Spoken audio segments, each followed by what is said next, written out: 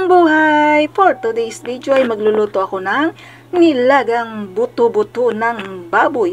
At ito ang aking mga gagamiting sangkap. 3 manibalang na saging, 2 mais, bawang, at Baguio beans. Ganon din ang kamote.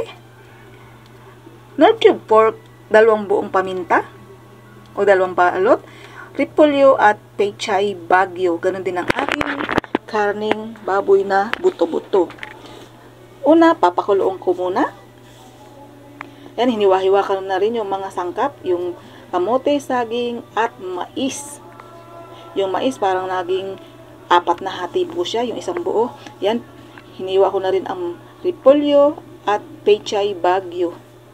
Yung pechay Baguio ay pinutol ko yung paghati. Ayan, aalisin ko po yung bula, yung medyo dark color na yan. Dahil madumi pong tingnan. Alisin po yan lahat para maging malinis tingnan ang ating nilaga. Napakadami ko pong maglagay ng gulay kapag nilaga. Kaya minsan hindi ko alam kung nilagang baboy ba o nilagang gulay. Dahil bahagyan ng makita ang karning baboy. Puro gulay po. Pero yun po ang unang nauubos. Dahil hindi nga kami nagra-raise na mag-asawa. Yan na po. Para po mabusog. Busog na po kami sa gulay. Kahit wala ng kanin.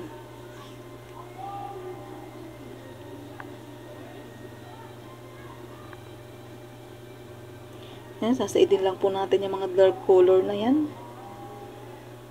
Para maging malinis. Ayan, malinis na ang ating sabaw.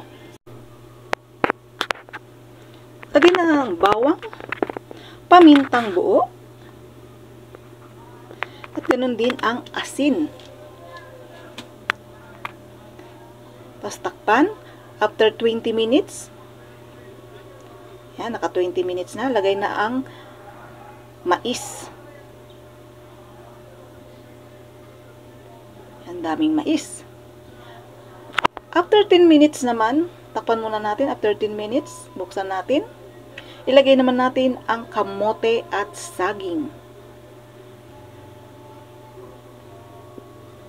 Pag nailagay na, takpan uli. After 5 minutes, buksan. Lagay naman natin ang nor cube pork. Halo-haloin lang. Takpan at hayaang kumulo. Ayan, ano nang kumukulo na, ibuksan at tikman kung okay na ang timpla. Tapos takpan uli.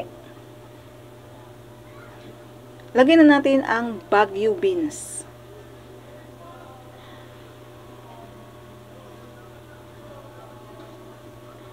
Ganon din ang repolyo.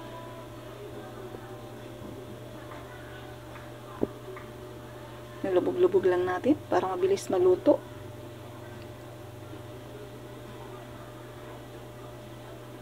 Takpan lang natin saglit para kumulo siya, mabilis siyang kumulo. Pag alam natin kumukulo na, buksan. Dagdag naman natin yung pinakampuno ng pechay Baguio dahil medyo matagal siyang maluto kumpara dun sa dahon. Kaya pinuputol ko po yan para mauna siyang ilagay. Lubog-lubog lang din natin sa sabaw. Takpan lang din natin saglit. Ayan, pag alam natin kumukulo na, buksan.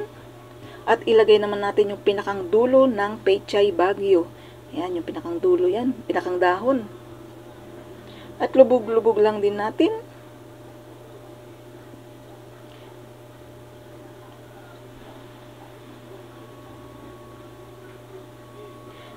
Tapos takpan saglit.